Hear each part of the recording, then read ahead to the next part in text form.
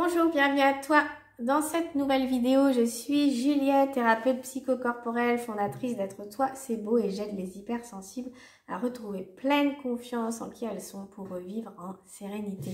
Là, je viens de parler d'un nouveau sujet qui me concerne. C'est un peu un témoignage de mon parcours pour que toi, tu puisses peut-être t'en inspirer ou que ça évoque des choses chez toi sur quelles ont été les choses majeures sur mon chemin personnel que j'appelle de guérison intérieure pour effectivement passer d'un état de grande mal-être, de grand mal-être, je dirais même de grande souffrance intérieure, à un état vraiment d'apaisement, de sérénité, de mieux-être, voilà, un état qui s'est vraiment transformé. C'est comme s'il y avait un grand switch comme ça qui fait qu'avant j'étais vraiment dans l'obscurité d'un grand mal-être et il y a beaucoup de lumière qui s'est ramenée sur mon chemin. Ce qui ne veut pas dire que je suis en permanence au top, hein, attention. Ça veut juste dire qu'il y a tout un état qui a changé et que je suis, je dirais, presque mon meilleur soutien chaque jour. Donc, je me connais et j'ajuste les choses en permanence. Et surtout, je me suis libérée de beaucoup de choses qui me pesaient énormément. Donc ces trois choses, il y a plus de 10 ans en arrière maintenant, la chose majeure qui a fait que les choses ont commencé à changer. Là, il n'y a pas de secret, ou il n'y a pas de... c'était de reconnaître, j'étais arrivée à une limite dans mon mal-être, donc ça a été de reconnaître que c'était plus possible comme ça. J'étais trop mal à l'intérieur, même si ça se voyait pas à l'extérieur. Trop mal à l'intérieur dans mon corps, trop mal dans tous ces mots MAUX, dans toutes ces somatisation, dans cette anxiété. Enfin, j'étais mal un peu de partout. C'est comme si c'était un brouhaha, un bazar à l'intérieur de moi qui était difficilement vivable. Je me sentais complètement oppressée. J'ai très mal très en tension dans la nuque, même le crâne. J'avais beaucoup de palpitations, tachycardie. J'avais beaucoup d'anxiété, de peur, de mal, je manquais terriblement de confiance, j'étais mal. Bon, je pense que tu as compris. Et cet état de souffrance, c'est vraiment quelque chose qui s'est transformé en, voilà, de l'ombre à la lumière, c'est ce que j'aime dire. Et donc, ça a été de le reconnaître. Et puis, j'ai eu comme un déclic de me dire, là, c'est plus possible, il faut que ça change, c'était vital. Donc, j'ai décidé d'engager un travail sur moi. Et quand je te dis ça, c'est pas genre que je suis allée faire 2 séances de sophro et un cours de yoga.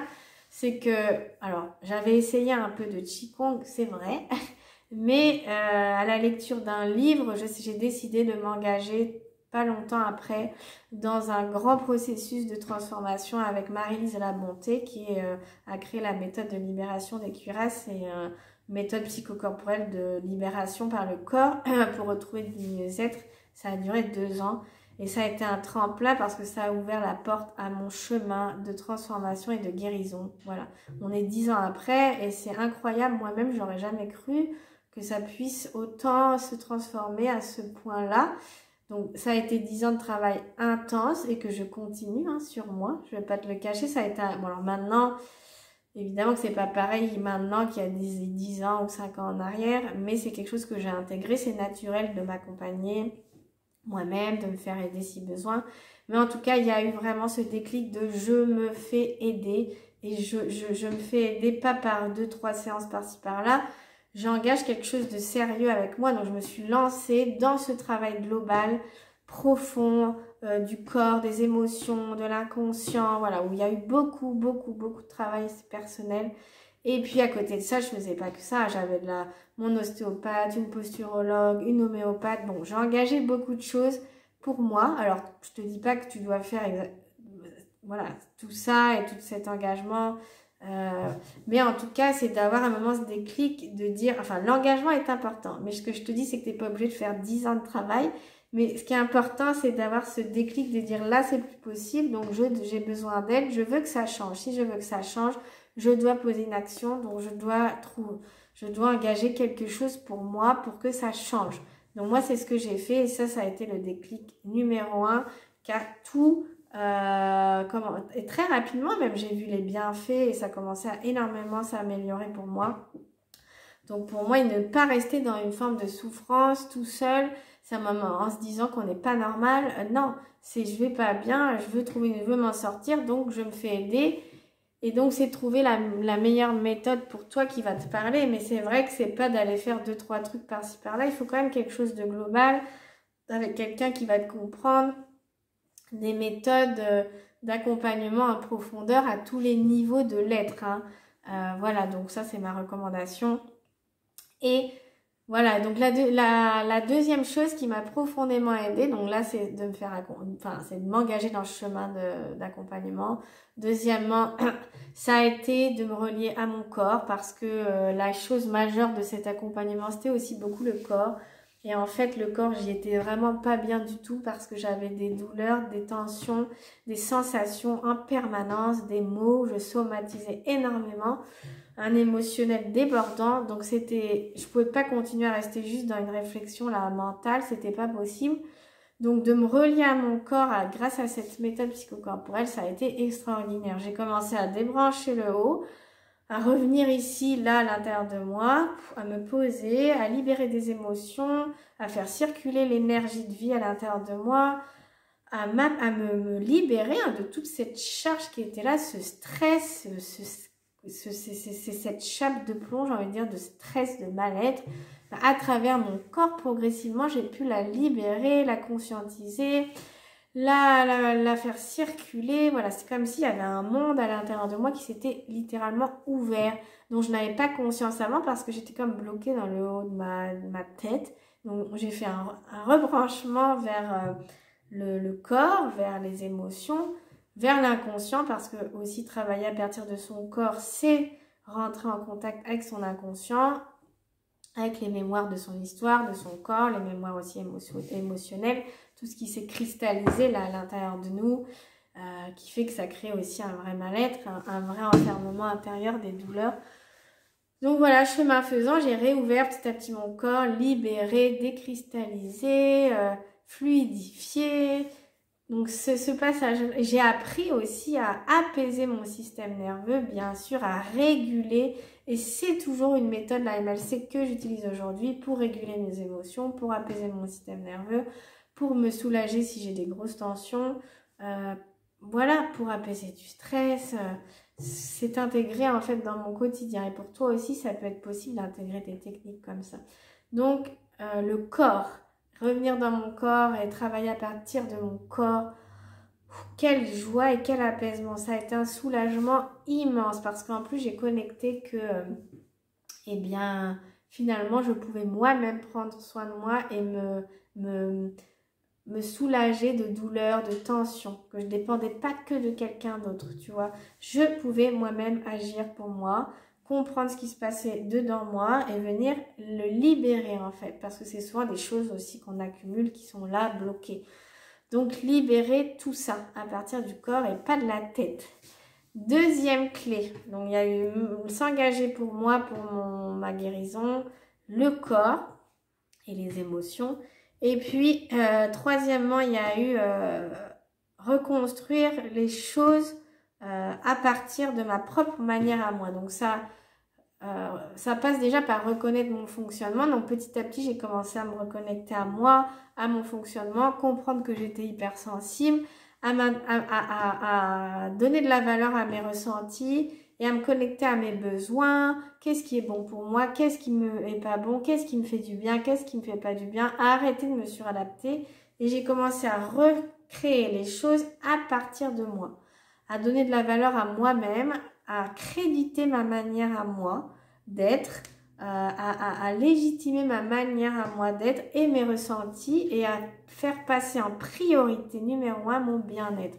Et mon bien-être dépendait beaucoup aussi de valider ce fonctionnement et d'arrêter de vivre à contre-courant de moi-même. Donc en gros, moi j'avais besoin de me reposer beaucoup, d'aller à mon rythme, de faire beaucoup de relaxation, d'aller dans la nature, de prendre mon temps, de vivre beaucoup d'émotions, il y a beaucoup au niveau de mon alimentation aussi, de mon lieu de vie, de mon travail, c'est comme si j'ai commencé à tout repenser autrement, progressivement bien sûr, à partir de moi, comme si je suivais une boussole intérieure qui me disait si tu vas vers ça, ça va pas aller bien. Si tu vas vers ça, par contre, ça va aller encore mieux.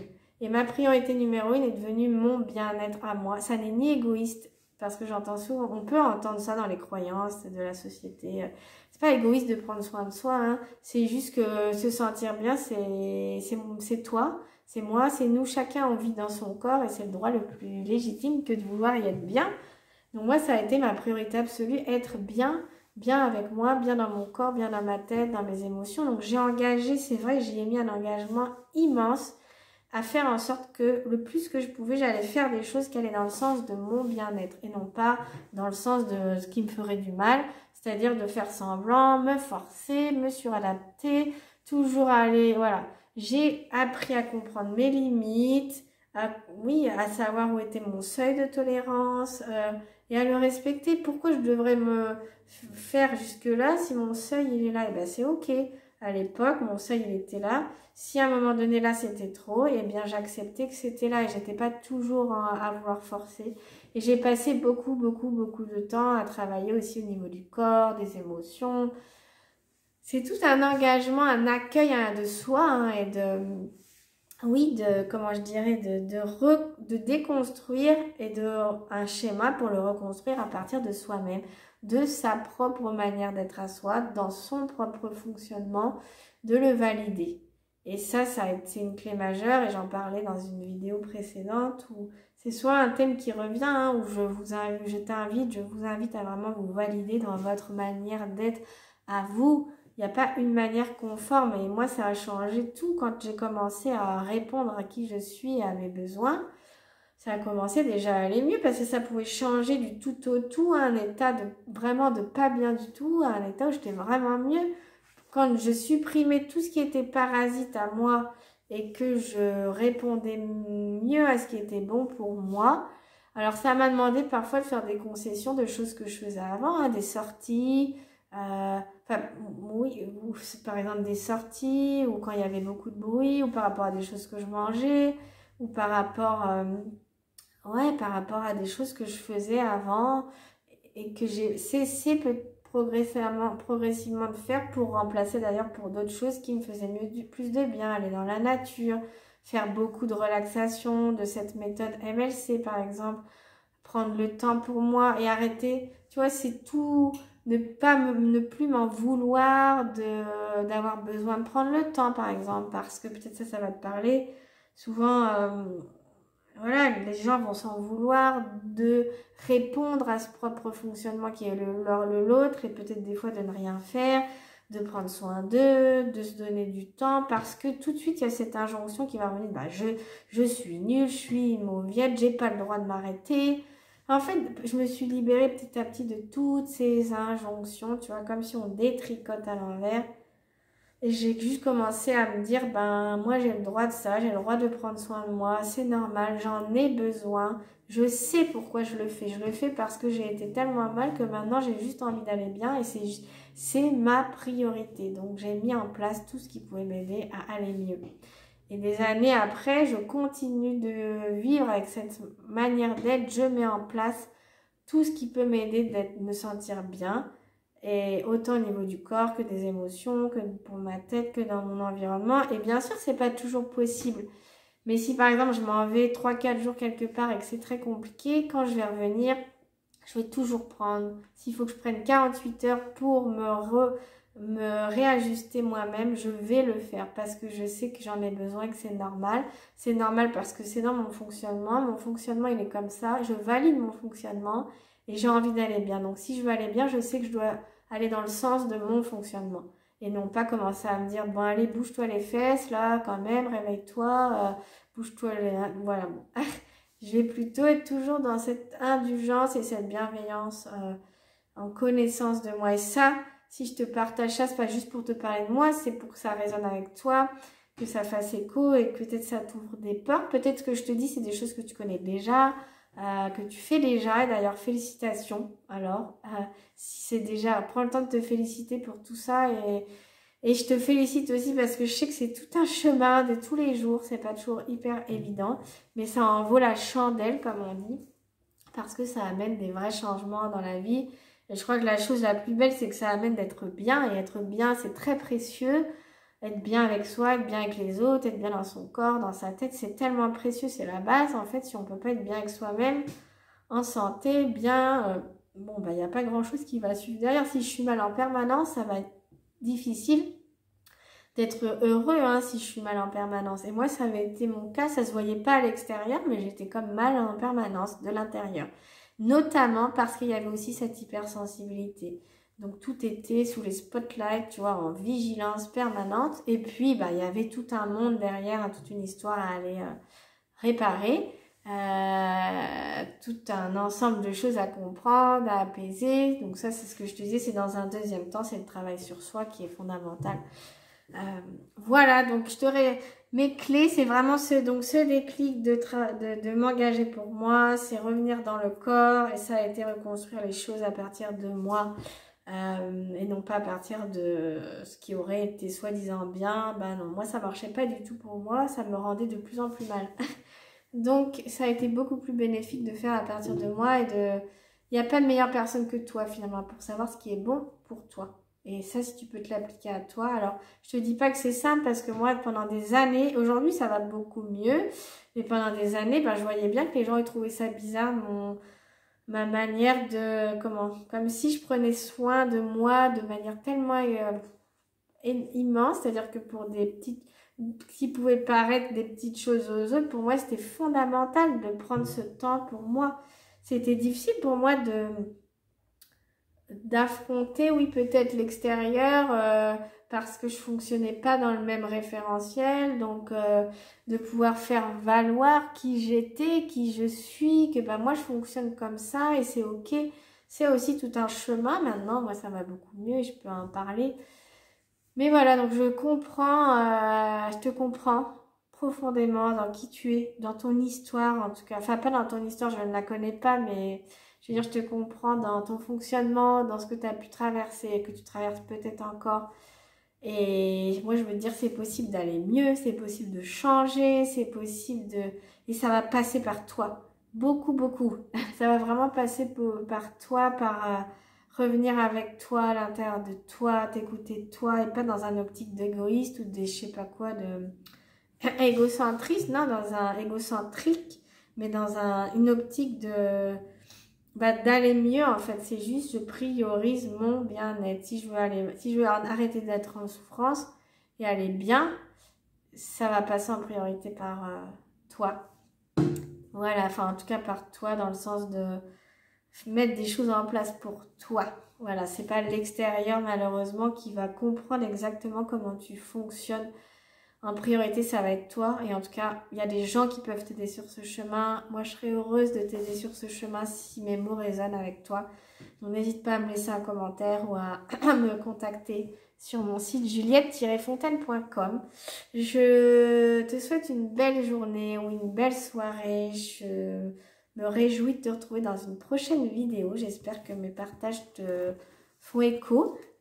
Qui peuvent t'aider à avancer, en tout cas à ouvrir des réflexions, en tout cas à te légitimer dans qui tu es, parce que c'est ça qui est le plus important, et à donner de la valeur à ce que tu vis, parce que quand on est hypersensible, on ressent les choses tellement fort, les autres n'y comprennent souvent rien du tout, donc s'il y a bien une personne qui doit légitimer ça, c'est toi. Il n'y a pas de, comment je dirais, il n'y a pas de... Ton ressenti, il est réel à partir du moment où c'est toi qui le vis. Il est légitime. Donc ne doute pas de ce que tu ressens, ne doute pas de tes ressentis. C'est ta boussole intérieure quelque part. Voilà, je t'embrasse et puis je te dis à très très bientôt.